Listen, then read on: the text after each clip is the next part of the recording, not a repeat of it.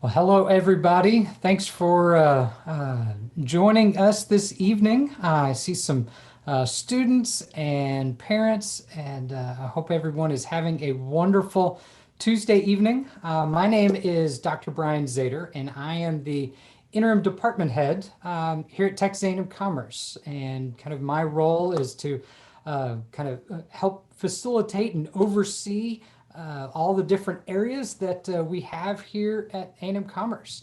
And my role before this was the director of percussion, and which means you do not want me to sing on this call, but any rhythms you need help with, I'm your guy. So you can come to me for that.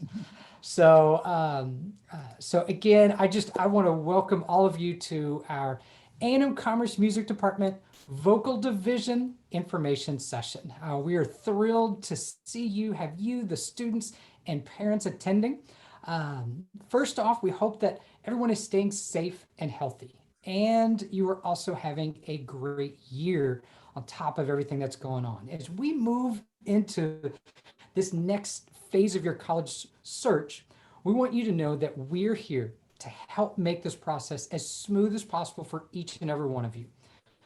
This evening, we have a variety of people to help guide you through the process and to give you some insight into what our program is. Overall, A&M Commerce is known for our incredible faculty, a personable atmosphere, and outstanding alumni. So let's see a little bit more about the vocal department with a short video.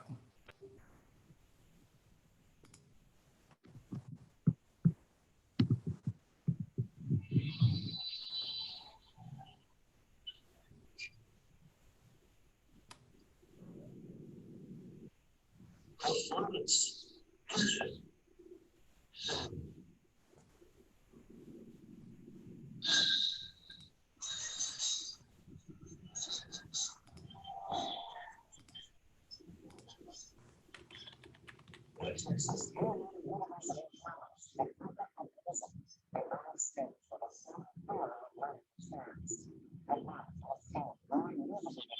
Through teaching, composing, development, and composing music, with our innovative facilities in more than 300 music units, the serves the state of Texas as a leading institution for music educators. Distinguished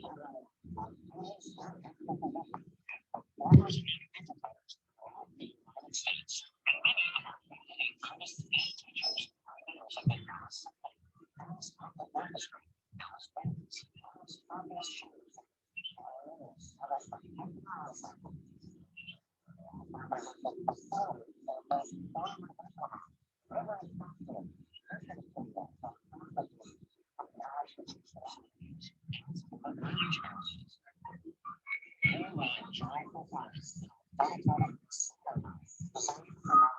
performances and experiences. And the space was very concert. But unparalleled acousticism and powerful sounding house and concert is the most sought after performance venue in East Texas.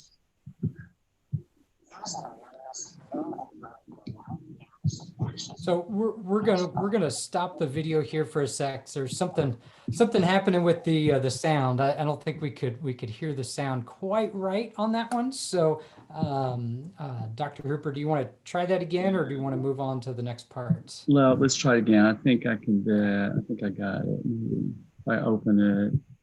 Sorry, I thought I had this all set. We've only, we've all been doing Zoom for only about 9 months. We're still learning. Mm-hmm. All right, now. Okay, I almost got it. Okay, now go back. Yeah, I forgot to check this one little button. Okay, now, and this is the right video too, I think.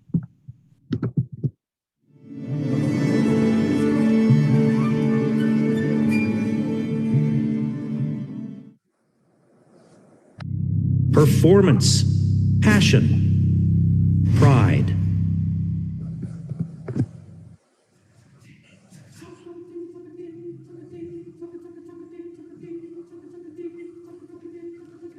Texas A&M University Commerce, you have the opportunity to be part of a dynamic vocal division and choral program, participate in nationally recognized ensembles, and grow as a performer and as a musician. The Chorale, the university's premier vocal ensemble, sings an extensive range of literature from all musical periods, including new works by the nation's leading composers. In addition to a full schedule of campus performances, the Chorale has appeared in convention concerts for both the American Choral Directors Association and Texas Music Educators Association, and has toured the United States, Brazil, France, Germany, and Austria. The choral program also includes the chamber singers, university singers, men's and women's choirs, and provides students with the opportunity to perform a variety of challenging literature. Be part of the opera workshop and immerse yourself in the world of stage productions. Learn more about dance, acting, and professional theater training through class experiences and interactions with guest artists. Our opera program has been recognized in competition by the National Association of Operas, and each year provides students with an opportunity to be part of a fully staged opera or musical. We welcome students of all majors into the ensembles, and generous scholarships are available to help you pursue your educational goals.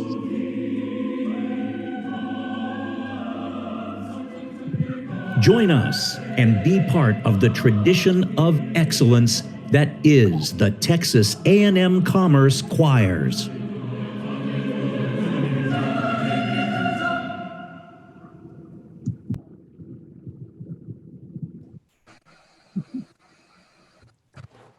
So that worked really well, and I hope you were able to just get a little bit of a glimpse into some of the activities and the exciting things that the choirs have been able to do. And I know as a faculty member, seeing the students on there and just really brings all of us joy to see the wonderful things that they are accomplishing. So for tonight, you're going to gain some insight onto what to expect regarding ensembles, classes, lessons, and more. We have a great group of faculty and student to give you more information about the program here at A&M Commerce. So for my part here, I want to let you know a little bit of information about the 3 pathways for earning a degree for vocal students. They are the Bachelor of Music degree in Music Education, a Bachelor's of Music in Performance, and a Bachelor of Arts degree. So the 2 Bachelor of Music degrees begin with the same basic core classes in your first couple years, and then become more specialized in your junior and senior year, depending on the pathway you choose. Some of the pathways can be secondary music education for like the middle school, high school, elementary education, or obviously performance. So the music ed degree is geared more towards students that want to be a high school or middle school choir director, or maybe an elementary general music teacher, run your own studio, and then some other fields kind of revolving around teaching music. We also have students that have gotten an ed degree and gone on to teach at the college level as well. The performance degree is for those that want to be more of a professional musician as their primary career path. Our alumni are performing in various ensembles around the country, and they also pursue master's and even doctorate degrees. One of the unique aspects that no matter what degree you look to pursue, we expect all of our students to excel as musicians, because no matter if you're going to teach or perform, we want you to be the strongest musicians possible. So, and finally, the Bachelor of Arts degree is a more generalized degree and requires some additional courses outside of the music program, and can be a really great avenue for students that might want to pursue more of a liberal arts education to get an all-encompassing view of music and other aspects. So that is that part of it, and I will turn it back over to Dr. Hooper. Yes, and I'm Dr. Hooper. I'm the Director of Choirs and Vocal Activities. We're glad you're here tonight. I'm going to introduce Dr. Johnson, one of our applied voice faculty. He's going to talk to you a little bit about applied voice, pedagogy, and vocal literature. Hello, everyone. I'm Dr. Brock Johnson. It's great to see you all this evening. I have been at A&M-Commerce for about 6 years now, believe it or not, and I've been teaching applied voice lessons, vocal pedagogy, and vocal literature. Teaching applied voice lessons, essentially, they're 1 hour a week, and it's probably the most important contact that you'll have. It's one-on-one individual time, learning vocal technique. You work on languages, you work on collaboration with pianists. We have live pianists that come into your lessons that you work on music for preparation. You typically learn between 4 and 6 pieces per semester in varying languages, just depending on what age level that you are. And you learn all of this repertoire so that during your junior year, you can present a 30-minute recital, which is really exciting. And if you're a performance major, you'll also do a senior recital as well. Along with voice lessons, we have a 1-week meeting called studio class, where you are with your voice studio and you sing in front of your peers. And it's a very supportive environment that you can try out new songs or arias, because it's always different singing in front of a group of people than singing in the practice room by yourself or with your voice teacher in the room. So also during that studio class, we'll have master classes where we'll bring in clinicians, and we know a lot of famous singers out there, and it's a great resource that we have, that we can bring in people and they work with the singers, and just to help make a great contact through that. In the vocal pedagogy class that I teach, we learn a lot about voice science and all of that fun, nerdy stuff if you like biology. In this class, you really get to learn your instrument. You get to learn all the big words like your thyroarytenoid muscles and your cricothyroids and your sternocleidomastoid muscles. That is just, they're more fun just to speak the big words and learn that kind of fun stuff. But in vocal pedagogy, you'll also be teaching a private student that you get to pick, that it's where you learn how to teach individually. Because we receive voice lessons, but how do you learn how to teach voice lessons? And that's kind of the big takeaway from that class, is to equip you to be a better teacher of private voice lessons. And then vocal literature, I also teach. It is what it says it is. It's the literature of the voice. And in that class, we'll study all the different time frames of when music had its output. We'll go over English and American art song, French, German, Italian art song, from the very beginning in the 1600s, Gregorian chant prior to that, to the most current music. We don't limit just to the classical teaching, but we'll also get into a little bit of the contemporary and musical theater and why that is important. So in our voice studios as well, we don't teach just like the classical technique. We teach a voice that is robust and that will work in musical theater, commercial music, and all of that. So we will equip you with what you need as you graduate. And that's it from Dr. Johnson's corner. Yeah, thank you, Dr. Johnson. I want to introduce Dr. Rajan, who is also one of our applied voice teachers, and he's going to talk about, again, how the studio class works and some of our guest artists and diction classes. Great. Hello, everyone. My name is Dr. Barrett Rajan. I've been teaching voice here at TAMUC since 2017, and we're super excited to have you here tonight and get you some information. So I'm just going to talk a little bit more about studio that Dr. Johnson mentioned. So when you come to Texas A&M Commerce, you will be assigned a voice teacher, and that voice teacher will be your teacher for all 4 years that you're here. And once a week for about an hour, we meet with all of our students that are in our voice studios. So that's the studio class, once a week. And I like to think of it kind of as like studio time, family time, where you get to spend time with your colleagues all 4 years, and maybe even some master's student, depending on who is in the studio. And we sing for each other. That sort of becomes like a mini masterclass each week, where your voice teacher will work with you in front of your other colleagues. So you get a little extra voice lesson sometimes when you sing in studio. Um, Dr. Johnson also mentioned the master classes that we put on each semester. So we like to bring in big name artists to come and work with you, and so that's always exciting. We have a couple coming up this semester that are going to be really, really great. So we're looking forward to those.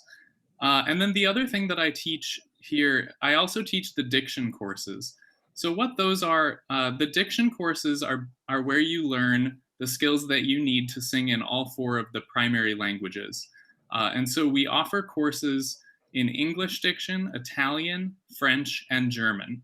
And as a voice major, you take all of those courses so that you are proficient in all 4 of those languages, and eventually you can teach your voice students or your choirs to sing in those languages as well. And those courses meet twice a week for about an hour, and we focus on learning the International Phonetic Alphabet. So if you've ever looked in a dictionary and seen those little funny symbols next to the word, that's how you pronounce the word, and we learn those for all of the languages. So you start when you get here in Italian, that's the first semester, and then English comes after that, that's in the spring of your first year. And then the next year you start with German, and we end with French. And by the time you're done, you will be able to sing beautifully and convincingly and accurately in all of those languages. So that is that's what I do here, and we'll pass it on to the next person. Thank you, Dr. Rajan. I'm going to talk a little bit about the choirs. You saw in the video, the chorale is the premier ensemble. All the choirs are by audition. The chorale is the choir that gets to tour. We've been to France and Brazil and Austria and New York. We've sung at Carnegie Hall. So they're very active. The recording on the video was from our performance at TMEA a couple years ago. So that's the premier ensemble. And then out of that ensemble is a chamber group that sings all a cappella music that ranges from various styles. We've sung arrangements of pop pieces to jazz to Renaissance madrigals and motets. So it's very diverse. And then we have the university singers that my colleague conducts. We all come together usually once a year to sing a major work. We call that the grand chorus. This semester, Mrs. Cornegay, my colleague, is going to conduct the sopranos and altos in a major work for sopranos and altos, while I'm conducting a major work for tenors and basses. So we're splitting it this year. So those are the ensembles and the opportunities. In our opera and musical theater, so we have a very strong performance aspect of our program right here. We do one main stage production each year. So one year we will do an opera. The last opera that we did was Pathway to Heaven, which was a premiere of an American composer opera about the Holocaust. This year we were planning to do the musical The Fantastics, and because of COVID and performance regulations, we've had to postpone that. So next year will probably be a musical theater year. The year that we do an opera as the main stage production, we do a scenes program in musical theater. And the year we do a musical as the main stage production, we do an opera scenes program. This fall, we did do an opera scenes program, and this spring, we're doing a musical theater scenes program. And in that class, they meet Tuesdays and Thursdays for an hour and a half. In that class, they also bring in guest artists, and we just are negotiating a contract with Gabrielle Ruiz. If you've ever seen the sitcom Crazy Ex-Girlfriend, she is one of the characters in that show and has had a Broadway career.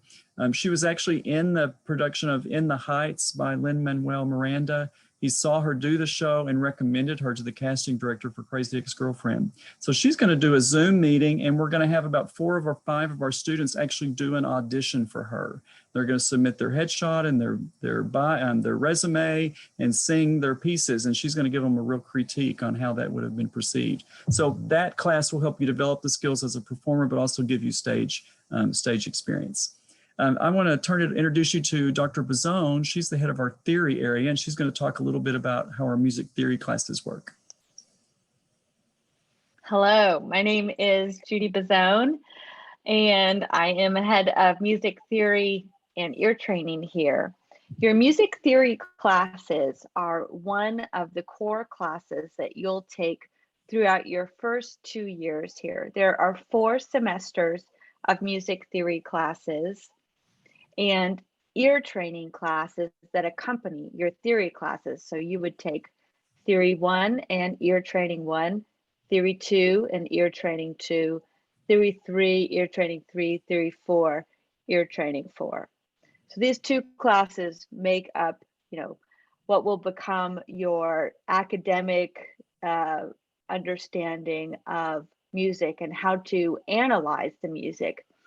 We start with scales, modes, meters, and move through in the various classes, move through phrases, cadences, all the chord names and chord types for different key areas, and eventually move through chromatic music and into more contemporary styles like 12-tone music and set theory.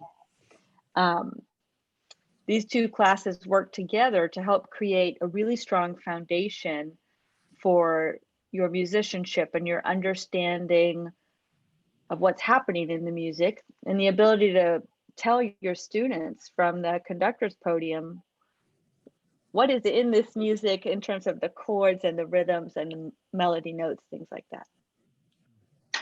Great, thank you, Dr. Pizzone. Ms. Venata is head of our piano pedagogy program, and she runs our piano classes. You will have her or one of her grad students help teach you to play piano. Yes, hi, I'm Libby Venata, and I'm so glad to see all of you. Piano class is also part of your music core at A&M-Commerce, as it is in any other music program. As vocalists, you're required to have 4 semesters. 3 of those are in a class, which is super fun. 16 people at one time, all playing piano. It's awesome. And then 1 semester that is private lessons, where you get one-on-one training on specific skills that you will need as a vocalist. As you know, being able to play piano is mighty handy. Being able to play your parts, being able to play parts for your students, for your choir. But piano also is a supporting role. So everything that Dr. Pizzone was talking about, those scales and those chords that you're learning in theory, you play them in class piano. If you want to be an elementary teacher, we learn to chord as you sing melodies. As we learn warm-up exercises that you will use in your voice lessons and your choirs or whatever your career takes you. And so piano, we don't try to make you into a Mozart. Of course, if you want to be, we will help you. But our real purpose is to teach you functional skills so that you are able to get around a keyboard as a tool to help you in your career and as you go through college, learning your music for choirs and lessons. So it's a valuable skill. And I'm glad to see you all and hope to see you in class piano sometime soon. Great, thank you, Ms. Venata.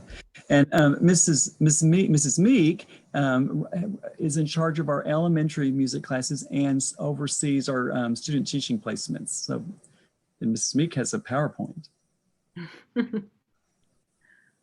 All right, yeah, that's typical Darla Meek fashion. Hi, everybody. I'm Darla Meek. I'm the elementary methods instructor and the music education coordinator for the Department of Music. Now, when you major in music ed, you'll earn a Texas teaching certificate for grades pre-K through 12. So every education student takes classes in elementary and secondary methods, and that's where you learn how to teach. You can specialize in elementary music by taking 2 more elementary methods classes. Now, you may have never considered teaching elementary music as a career, so just for a minute, think about your personality. If you're the kind of person who likes to do a lot of different things with your day, and you like children, and you like the thought of teaching them from scratch before they develop any bad habits that would need to be adjusted, you might consider elementary music. I've had a great career as an elementary music specialist, and here's a partial list of things we do all day. Singing, of course, body percussion, unpitched percussion, barred instruments, that's the xylophones, metallophones, glockenspiels, drumming, both African and Middle Eastern drumming, soprano and alto recorder, guitar, dulcimer, that's the Appalachian folk instrument that's on the wall behind me here, ukulele. We do lots of creative movement and folk dance and improvisation, composition, and creativity every day. There's a heavy emphasis on music from cultures around the world in this classroom. Now, our students are given lots of opportunities to go out into area schools and teach children. Don't you love that picture? She's so cute. And sometimes the children come to us. There is that elementary music classroom while teaching a group of kids. Another adorable picture. So now this is one of our former students, David Estrada, and he's conducting a quick reaction game, which is an ear training exercise. The kids are learning to switch back and forth between 2 meter and 3 meter.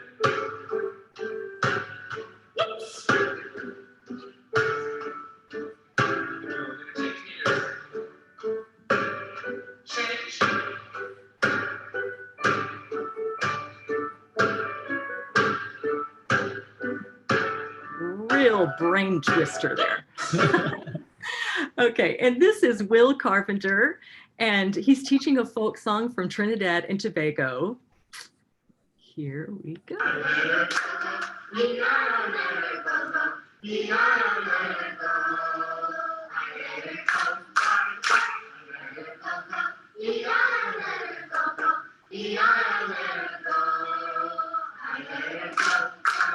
They loved him.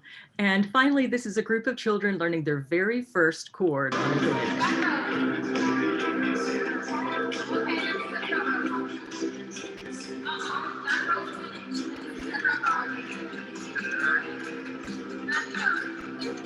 They're having a blast. Okay, so if this sounds intriguing and you'd like to talk further, feel free to just shoot me an email. Thank you for your attention today. Thank you, Mrs. Meek. You know, we're all here because hopefully we all had a really good elementary music teacher at some point in our lives. Mrs. Cornegay is our associate choir director. She conducts the university singers, and she teaches our choral methods class and our choral literature class, and she's going to talk to you about that. Welcome this evening. Really glad to see all of you. I've been teaching at Texas A&M Commerce for 6 years. I did that after I retired from teaching middle school and high school, public school, choral music for 37 years. So I really have enjoyed my time at Commerce. I enjoy most of all teaching choral methods to students that are going to be going into the classroom as secondary choral educators. We do all kinds of things in choral methods. We learn how to do warm-ups. We learn how to work with students one-on-one. We learn how to manage behavior issues in the classroom. We do all kinds of things. And when we're not in a COVID pandemic, we get to go off campus and into the classroom of middle school and high schools and watch seasoned teachers teach and observe them and learn how to become better teachers ourselves. So we're hoping next fall when that class comes around again, it's a junior level class that we'll be able to get back into the classroom. In the meantime, we've just Zoomed a lot of different educators to watch them in the classroom. Then I also teach choral literature, and that's also a junior level class where we look at the literature of choirs from pre-Renaissance times to contemporary. It's similar to the course Dr. Rajan's teaching with vocal music, which is just really for the soloist, I believe, for that entire period. But we're looking at the choral music aspect of that. And I'm busy teaching 12 students right now in my class this semester, the choral literature. I also teach university singers, which is one of our ensembles on campus, and I really enjoy doing that. And I've taken on some applied conducting students. So after some students take Dr. Hooper's conducting 1 and conducting 2, if they want further study with a one-on-one lesson once a week with conducting, then I enjoy working with them on the specific pieces that they're interested in conducting. And I've also helped manage as student teachers and work with Ms. Meek on that. So I observe secondary student teachers and help them learn to become better teachers. We're thrilled that Mrs. Cornegay is here after her retirement and sharing her wealth of knowledge with our students. When I was a student, can I say this? Say whatever you want. When I was an undergrad, I went and observed her teach middle school, and I was amazed then at what a fantastic teacher she is and was. And we're thrilled to have her join us here. So that part of what she mentioned is the conducting class. All the music majors take at least conducting one, and that class we teach you the basic gestures and the style of each gesture. I teach a method that actually comes from dance called La Bon. The band director and I both teach that style, and it teaches you the 8 different effort elements that we use in gesture to help communicate. So we learn those things. And then the second semester of choral conducting, which is required by everyone who's doing a music ed degree, we actually practice rehearsal technique. So they are assigned one of the grade 3 UIL PML pieces. They're actually assigned 3 grade 3 UIL PML pieces, and they practice teaching those pieces to their colleagues while they're practicing conducting and communicating gesture. The last piece that they do in that class, we actually bring in UIL judges, and they go to UIL concert sight reading in front of judges and get a real score. They have a very limited amount of time to teach the piece with their colleagues, and then they get a real rating. And they don't always make ones, but it's a learning process. The first time I ever was held accountable for my teaching was when I went to contest my very first year of teaching. And I want our students to have that sensation, that experience before they're actually doing it for the first time in real life, so they can get through those nerves a little bit better. So and then also in the choral conducting class, we teach, and we do in the methods class also, the process of helping our choirs be successful at concert sight reading in the sight reading room. We both, Ms. Cornegay and I, had experience with that and have been very successful when we teach you the process that we go through to help our students through that process. And so that's the conducting classes. We have 2 of our students on this Zoom meeting with you right now. Amanda Rambo is a senior, and I've asked her to just give a little testimony about her experience at A&M-Commerce. Thanks, Dr. Hooper. Hi, guys. I'm so glad you joined us. And I think that you've picked a great school to audition for. I came from Austin. I did a lot of schooling through Austin Community College, and then I went to Baylor for a semester, and then some life stuff happened, and I took a break. And then I knew I was ready to get back at it. And so my voice teacher said, I know a great school you should audition for. And it was TAMUC, and she was so right. It has been such a good fit for me.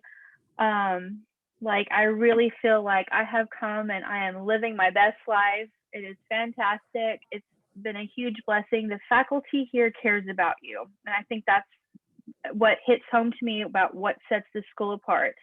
The level of investment they have in their students is not something that I've seen elsewhere.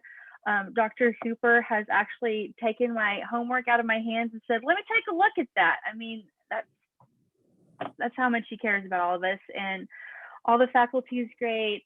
Dr. Bazzone is an amazing theory teacher. So if theory is something that freaks you out because it's super hard, she could teach theory to anybody. She's fantastic. All the faculty here is great. So you will be in a place where you're excited to go to class every day. Your peers are going to be some of the most awesome musicians you've ever heard. Like, I'm blown away by the level of talent that I hear and get to work with every day. I'm just surrounded by incredible musicians. It really pushes you to give your best effort. So if you really want to see yourself grow musically, then this is the place for you. And hopefully I'll be seeing you guys at auditions. So thanks for being here with us tonight. Wow, thank you, Amanda. And Connor Spratley is a freshman music major, and I've asked him to give a testimony about his experiences so far. Hi, yes, I'm Connor. I'm a freshman this year, and I am, my degree that I'm trying to get is a bachelor's in music education. And so, yeah, so my senior year was 2020 in high school, and as you guys all know, it kind of ended in not the way that we wanted it to. But even past that, I was still looking for colleges and looking for places that interested me. And so I had a few points that I wanted to really hit on with the school that I wanted to choose. And those were I wanted a place with great faculty. I wanted a place that was affordable. I wanted a place that that I would feel comfortable in. Because coming from my high school program, I wanted to go to a school that, one, I would get a lot of like attention for, like one-on-one work, because I wanted to better myself. And I also just wanted to be in a program that had kind of like a family feel. I know like that gets tossed around a lot with like, oh, we're like a family, but like you really are here. Like you spend so much time with the people that are in the ensemble with you and with the faculty, and they're not scared to help you out outside of class time or anything like that. Um, the faculty, as has been stated, are amazing. Like I had my first semester in the fall here, and like the voice lessons that I had, I was under the direction of Dr. Johnson. He is my studio leader, and he is whipped me into shape from singing like a high school boy to now trying to be a college singer, and he's done a really great job with me. And as Amanda stated earlier, the other students here with you are some of the best that I've ever been around. They like, even like the first day that I arrived in commerce, a lot of them were like, "Hey man, let's like come hang out. Let's meet up and let's talk and let's just like meet each other." And so I did, and from then on, we've all been super close. We hang out almost every day, and we study together, and we sing together, and we practice together. And all the upperclassmen are very encouraging, and none of them are scared to help you out. Like they're not strangers, you know. They'll reach out and see how you're doing and make sure that you can push yourself, and that they'll be right there to push you as well. And they've also handled COVID very well. Like I was very concerned about how my first year of college would go, considering we're in a pandemic. And I can say that, you know, despite everything going on right now, they have handled it perfectly. And I have been able to have an amazing experience and better myself vocally and physically and mentally, and just overall just have a great experience here for my freshman year. So if you're concerned about, you know, how they handle that, or if you're not going to have as good of an experience because of COVID, you don't have to worry about that. Like everything is taken care of, and they're all right there to make sure that you're okay. Well, thank you, Connor. I just want to tell you a little bit about auditions to be a music major. If you want to audition at Commerce to be a music major, we want you to sing 2 pieces, like a UIL solo and ensemble kind of piece. We'd like for one of them to be in a foreign language. We want you to bring them memorized and perform them to the best of your ability. That performance is not like a TMEA all-state audition, where if you make a little mistake, your ranking is lessened. We're listening for potential and the quality of your voice and the quality of your ability to perform. Then we'll hear you sight read, and that is like TMEA all region auditions. It's going to be an 8-measure solo line that you will sight read without any accompaniment. And then I give our vocalist a theory diagnostic test just to see what your background is in theory. That doesn't have anything to do with the audition. It just helps me help you suggest some things maybe over the summer that you could look at through some websites to help better your skills, so you're better prepared to start with an advantage in Theory 1. So that's the audition day. And our scholarships, somebody's just asked about scholarships. Our scholarships are all talent-based. They're not need-based in the music department. So your audition serves as your audition to be admitted into the Department of Music, as well as scholarships. As a department, we have, with housing scholarships, about $450,000 of awards that we give out as a music department every year. So we have different levels of scholarships for participants, non-majors, music minors, and music majors. And then with those scholarships come housing scholarships to help you pay for the dorm. They all have GPA requirements that you have to keep a GPA at a certain level to keep the scholarships. If you do fall under that GPA, we will give you a semester on probation to get better that, and then we keep checking that. And if you're continuing to better your GPA, then we allow you to stay on those scholarships. And then there are some really great scholarships on campus. We work really well with the scholarship office. Dr. Zader has gotten a great relationship with them, and there's, just based on your academic standing in high school, you would qualify for some other academic scholarships from the university. So hopefully, when you put together the whole package, your school can be maybe half or more paid for by the money that the A&M-Commerce has available for you to take advantage of. So we want you to get your FAFSA form and fill out that university scholarship form so you can get in the pool for all of those university scholarships. And then our application to audition for us is on our website. Some of you are seniors or transfer students, and so you just fill out that application and you will pick an audition date on that application. And we do have, if you're auditioning this year, we are about to send out our first letter to you about our protocol for how we're going to handle auditions. We've thought of, we're going to have in-person auditions, and we have thought about how we're going to handle that to keep everybody safe. So with your audition information will come a letter that explains that protocol. We're going to allow just so many people in the building at a time, and we'll go through that whole information with you when you get that letter. Yeah, so that's the auditions, and we're glad you're here and checking us out. Does anybody have any other questions? You can either unmute yourself or type it in the chat. We'd be happy to answer your questions now. Well,